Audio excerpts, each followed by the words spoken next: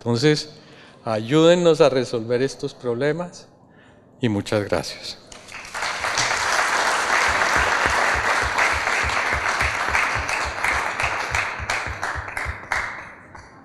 Le agradecemos al doctor Andrade pues esta excelente intervención, sobre todo que nos señala los riesgos ya en particular en Colombia y en el momento actual. Él diría uno que tiene el conocimiento y la propiedad para expresarse jurídicamente de un ingeniero litigante, de manera que de verdad que lo hace con mucha propiedad y por supuesto con mucho conocimiento. Sea la ocasión también para saludar al doctor Francisco Reyes, que nos acaba de hacer su ingreso, el superintendente de sociedades, quien nos honra también en este evento con su presencia. La doctora Ángela María Murcia es la viceauditora y yo creo que ella tiene la sartén por el mango, tiene la posibilidad de darnos algunas luces y por supuesto de brindarnos alguna certidumbre jurídica para que podamos navegar dentro de este mar de incertidumbre del desarrollo nacional. Buenas tardes para todos. Presento un saludo muy especial, doctor Marco Antonio Velilla, por la invitación a la Auditoría General de la República, asimismo al doctor Pablo Silván, nuestro compañero de mesa, al doctor Luis Fernando Andrade, presidente de la ANI, al doctor Pablo Felipe Robledo, nuestro superintendente de Industria y Comercio, y de la misma manera pues a toda la junta directiva dirigida por el doctor Gerardo Rumier de la Cámara de Comercio de Cartagena. Hace un par de semanas estuvimos visitando la vereda Peñas Negras, que queda a 35 kilómetros del municipio del Doncello, Caquetá. Para llegar a esos 35 kilómetros nos demoramos aproximadamente 4 horas. 4 horas por una trocha sumamente impresionante, una trocha a la que solo llega el camión lechero y es el medio de transporte para que los campesinos saquen sus productos, su leche, su queso. La sorpresa más grande que nos llevamos fue que esa carretera de 35 kilómetros en la que uno dura 4 horas, en tiempo pues que esté haciendo solecito, aparece registrada como una carretera pavimentada a nivel nacional. ¿Qué pasó ahí? Ustedes ya se imaginarán entonces esos campesinos, pues, ¿por qué optan por producir? Porque finalmente si no entra el camión lechero, la leche y todos sus productos perecederos no pueden ser sacados para su venta. Así como esa historia, que es de la vida real, hemos encontrado bandas musicales que en Bichada tienen concesiones para construir carreteras y de la misma manera en La Guajira tienen programas de alimentación escolar. Han sido meros contratistas de este tipo de programas. También hemos encontrado ferreterías que en su constitución tienen 20 millones de capital, pero, oh sorpresa, que se han ganado proyectos por más de construcción de casas por más de 27.000 millones de pesos. También hemos encontrado en la auditoría una serie de contratos con muchos otros sís y prórrogas. Uno fue muy particular porque hubo necesidad de hacer otro sí al contrato, porque es que cuando el contratista revisa y va a empezar la obra de los estudios con base pues en los estudios previos, encuentra que las coordenadas de la obra, de una obra vial, de infraestructura vial, reposaban o la daban en el Océano Atlántico. O sea, hubo alguien que hizo los estudios previos, no los hizo bien, con base en esos estudios previos pues se generó todo el proceso de contratación y finalmente hubo la necesidad de hacer las modificaciones respectivas. Los otros sí. Asimismo, hemos encontrado que la contratación directa a nivel nacional supera el 50%. Es decir, los demás procesos de selección de contratistas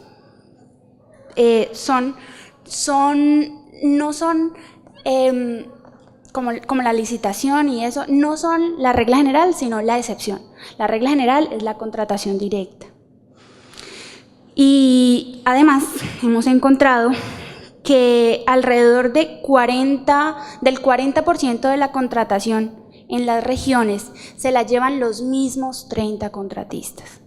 Todos estos estudios, tal vez a ustedes y a nosotros, organismos de control, nos generan muchísimas suspicacias, ¿cierto? O sea, uno no se puede quedar tranquilo escuchando que existen este tipo de situaciones que parecieran hipérboles, pero no lo son. Son cifras de la vida real que están publicadas en todos los estudios que tenemos en nuestra página web y que hemos expuesto en las diferentes regiones de nuestro país. Tal vez por eso los organismos de control tienen la paranoia de generar situaciones como la que nos ha contado acá el doctor Andrade. Eso no lo justifica. Yo no quiero que ese sea el mensaje. Yo lo que quiero es que el mensaje para todos los gestores fiscales sea un mensaje de excelencia en la contratación pública, porque si no es de esa manera, pues se van a presentar todo este tipo de situaciones como las que nos ha contado el doctor Andrade. Bueno, además de que nosotros cuando vemos este tipo de situaciones nos preguntamos ¿y dónde están los organismos de control? Tantas IAs que existen, la Procuraduría, la Fiscalía, la Auditoría, un pocotón de entidades que están entonces haciendo y permiten pues con su actuar u omisión que este tipo de situaciones sucedan. Les cuento que nosotros, como organismos de control fiscal, no podemos ejercer un control previo, tampoco un control concomitante, tampoco a partir de la sentencia C-103 del 2015 podemos hacer ni siquiera controles de advertencia. Es decir, nosotros tenemos que esperar a que el contrato esté perfeccionado para poder entrar, porque el control es posterior. Así quedó desde nuestra Constitución del 91. Entonces, siendo un control posterior, no resta más que esperar a que ya el contratista se haya ganado su contrato, lo empiece a ejecutar y en ese momento es que podemos iniciar las diferentes auditorías que tenemos. Pero ¿qué nos hemos encontrado? Porque yo quiero transmitirles lo que en este año ya de gestión en la Auditoría General de la República hemos hecho. El día de ayer estuvimos liberando un informe preliminar de una auditoría que se hizo a una Contraloría que a su vez había hecho una auditoría especial a un municipio que pagó alrededor de 1.400 millones de pesos por la remodelación de un parque. Y después de pasada la ejecución, el parque quedó prácticamente igual. Se hizo esta auditoría especial, pero el Contralor se dio cuenta que habían dineros, o sea, que parte de los dineros con los que se había realizado este contrato eran del orden nacional. Entonces el Contralor dijo, ya, suspendo la auditoría y no liberó ese informe, no hizo nada.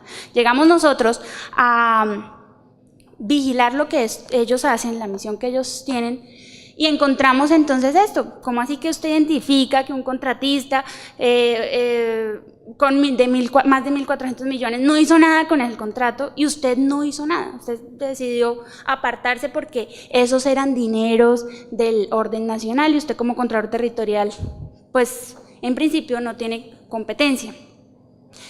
Vamos a ver qué pasa. En nuestro próximo encuentro les podré informar sobre el tema. Pero lo cierto es que ¿qué debió haber hecho ese Contralor? Si considera que no es competente, pues debe dirigirse al organismo competente, que es la Contraloría General de la República, ponerlo de presente esa situación para que a su vez la CGR pudiera entrar a actuar. este tipo de omisiones son muy recurrentes. Nosotros hemos llegado a la auditoría a implementar esto, a implementar el hecho de que no vamos a vigilarle a las contralorías cómo están haciendo bien su archivo documental, no, queremos es llegar puntualmente a cómo están haciendo su misión, porque es parte de nuestras competencias vigilar la gestión y los resultados de estas 63 contralorías territoriales, la CGR y el Fondo de Bienestar Social. Encontramos también que las contralorías no conocían su universo a auditar. Ustedes no me van a creer, pero decenas de municipios que tienen la obligación legal de poner su presupuesto, publicar su presupuesto en el CHIP, no lo hacen. Entonces, le preguntamos a la Contraloría, ¿usted sabe cuál es el universo que usted tiene que auditar de presupuesto? No lo sabían porque en el CHIP ellos no han publicado nada. Entonces, de estos contratos que les mencioné al inicio, muchos de ellos, por ejemplo, el de la banda musical, no está publicado en el SECOP. Entonces, si ni publicamos el presupuesto, si ni publicamos el contrato en el SECOP, ¿dónde van a entrar los organismos de control? Difícil, ¿cierto? O sea, es una tarea bastante complicada. Pero bueno, yo quiero responder la interpelación que nos han hecho en este taller, y es, ¿qué hacemos con ocasión de que los organismos de control, las contralorías, qué hacemos con la inseguridad jurídica que generan ciertas decisiones judiciales o decisiones de nuestros alcaldes, gobernadores, de los que dirigen las entidades territoriales?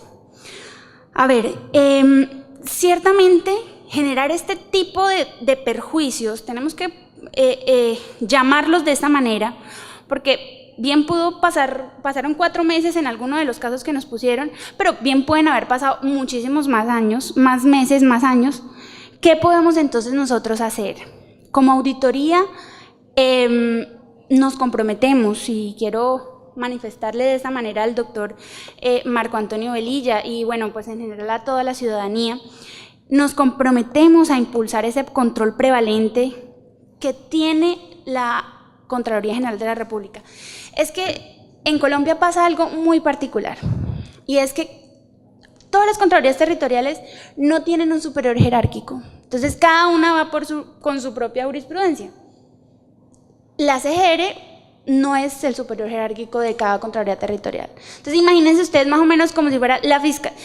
Piensen en el siguiente escenario, que cada fiscalía local fuera por su propio camino y pudiera hacer lo que considere. De esa manera está funcionando el control fiscal en Colombia. Cada contraloría territorial, cada una de las 63 contralorías territoriales va por su propia cuenta. Y podemos encontrarnos con casos o con acciones como las que nos comentaron sobre el túnel del Toyo. Pero bueno, no es que ellos los tomen ese tipo de medidas. O sea, listo.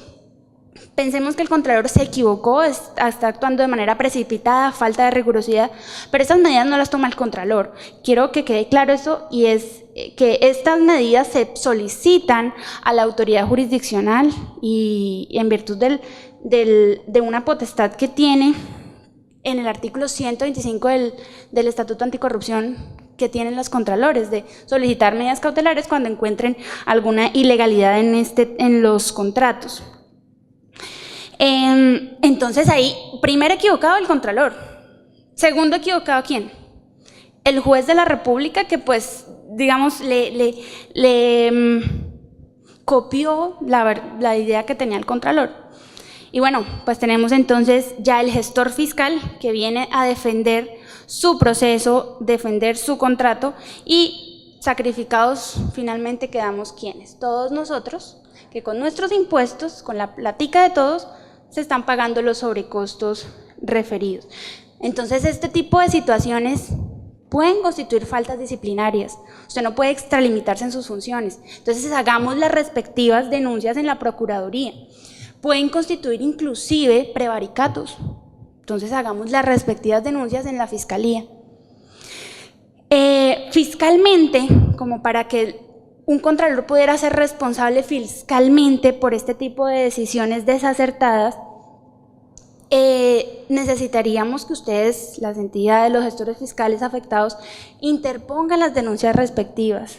Entonces, nosotros podemos tener más elementos de juicio para entrar a valorar este tipo de situaciones, porque de por sí la auditoría pues no es el superior, digamos, no es la entidad que se encarga de sancionar disciplinaria ni fiscalmente a las contralorías. Esto, pues ustedes saben, lo hace la Procuraduría y la Fiscalía. Pero fiscalmente sí podemos entrar a revisar estas conductas de los contralores. Entonces, los invito a que interpongamos las respectivas denuncias para nosotros poder analizar los casos. En suma, este control excepcional que nos comprometemos el día de hoy a impulsar, este es un control excepcional que está previsto en la propia Constitución, en el artículo 267, y se refiere a que la Contraloría General de la República pueda asumir la competencia de fiscalizar aquellas cuentas de los organismos territoriales de manera excepcional, de manera preferente. ¿Y esto cómo lo hace? Tal vez con la Contraloría General de la República podemos tener una suerte de mayor seguridad jurídica, que no tenemos con las Contralorías territoriales. Pero ¿cómo lo podemos hacer? Se necesita, la ley prevé, y esto está declarado exequible desde la sentencia C-364 del 2001, o sea, desde el 2001 podemos hacerlo perfectamente, permite que a solicitud del Gobierno Nacional, del gobierno departamental, distrital o municipal, además a solicitud de las comisiones permanentes del Congreso y a solicitud de la ciudadanía, a través de los diferentes mecanismos de participación ciudadana, la Contraloría asuma estos procesos de auditoría y estos procesos de responsabilidad fiscal.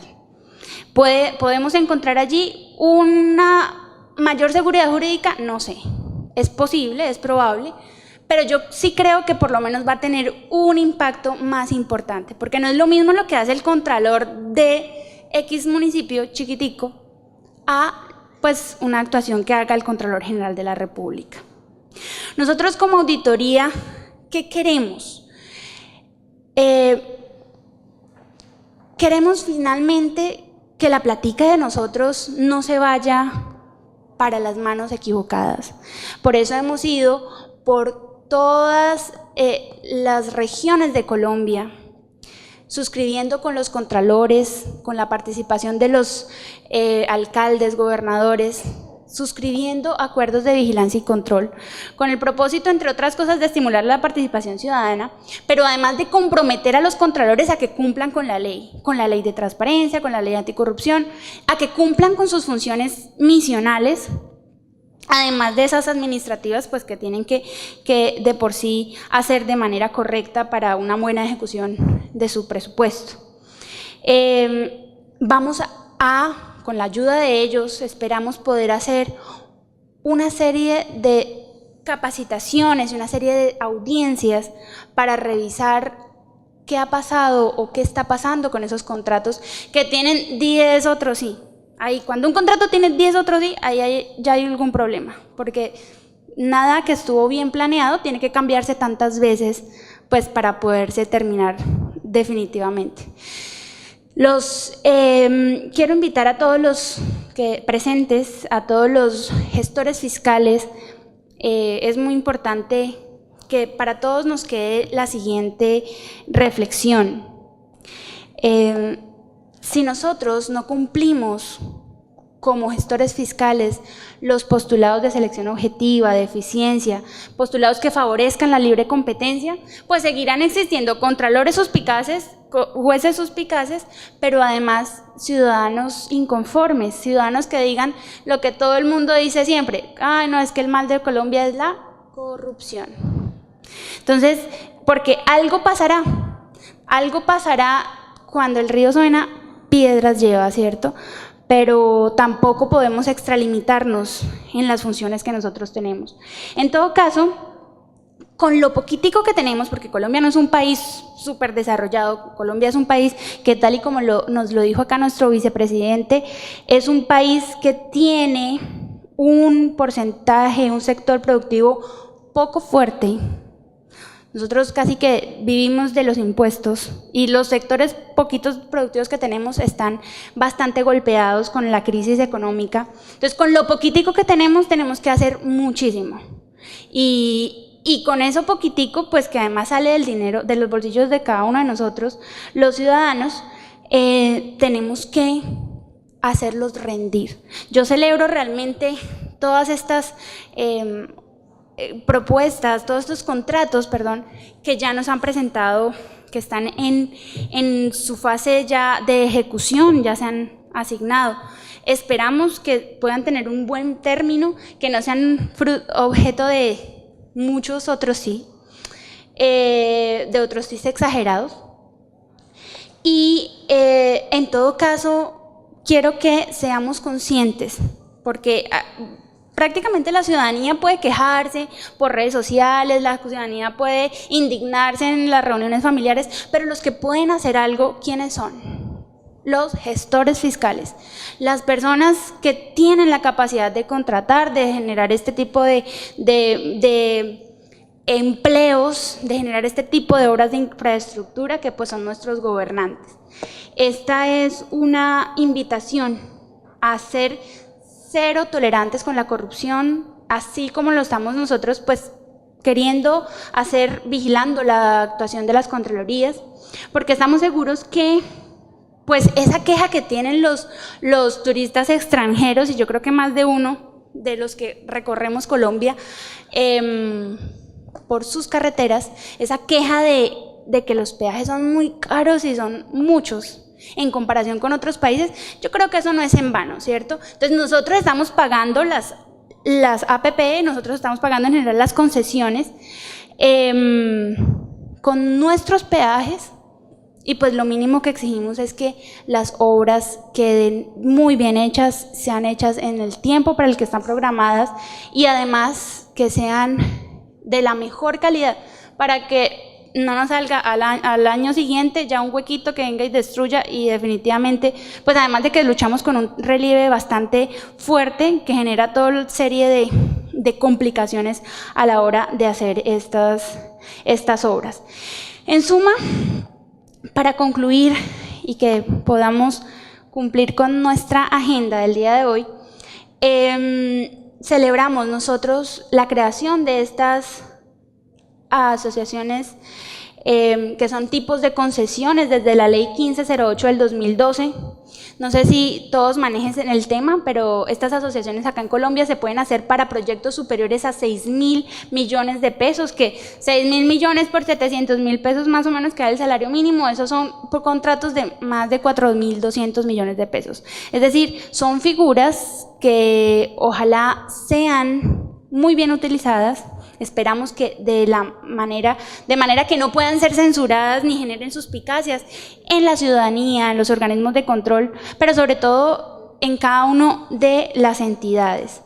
Creemos que solamente aplicando muy bien las leyes que tenemos para todos los procesos contractuales, podemos hacer rendir la platica y podemos construir eso que tanto anhelamos el día de hoy, que es la paz. Porque pobreza y paz yo creo que no son compatibles. Muchísimas gracias.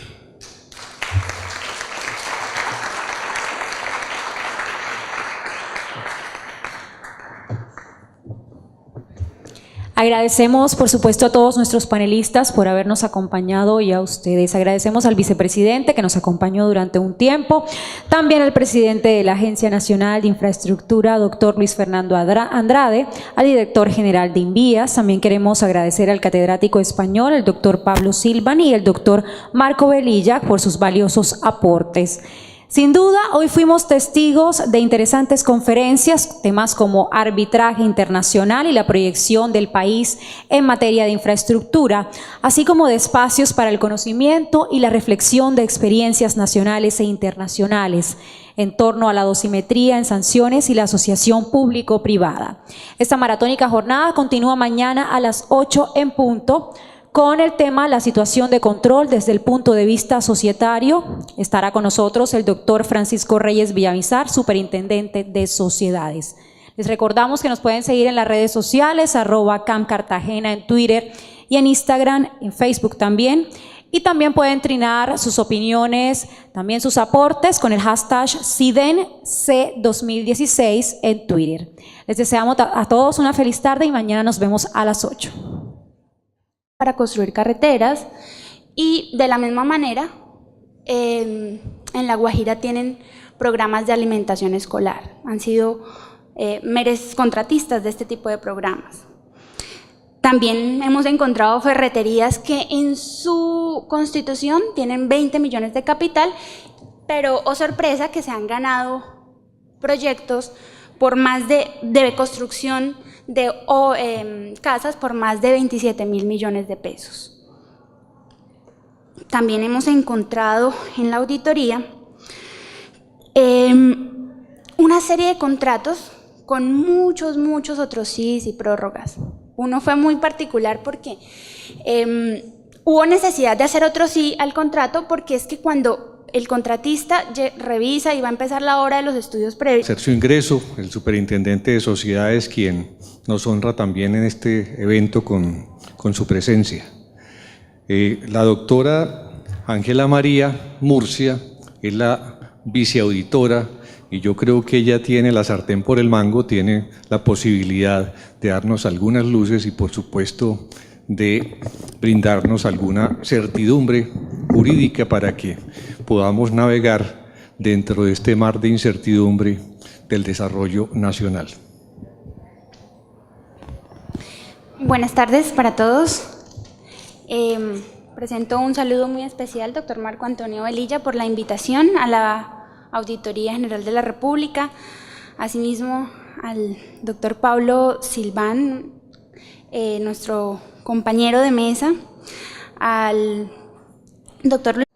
Entonces, ayúdennos a resolver estos problemas y muchas gracias.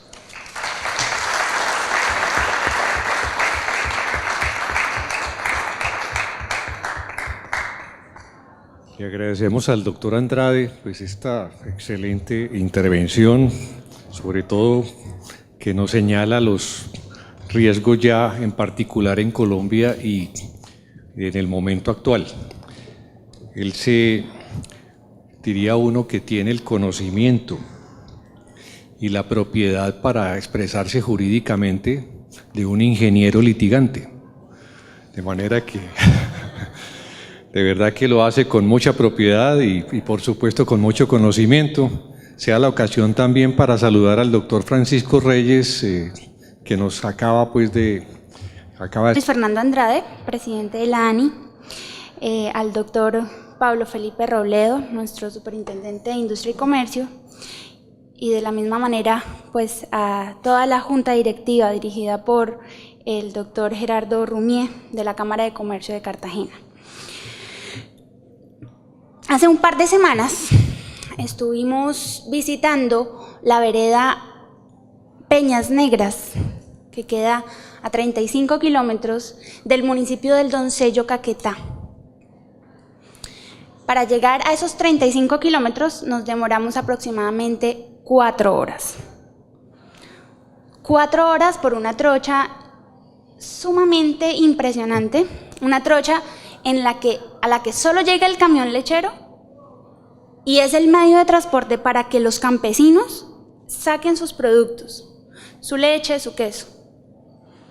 La sorpresa más grande que nos llevamos fue que esa carretera de 35 kilómetros en la que uno dura 4 horas, en tiempo pues que esté haciendo solecito, aparece registrada como una carretera pavimentada a nivel nacional.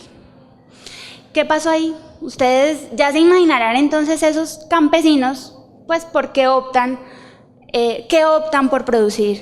Porque finalmente si no entra el camión lechero, la leche y todos sus productos perecederos no pueden ser sacados para su venta. Así como esa historia, que es de la vida real, hemos encontrado bandas musicales que en Bichada tienen concesiones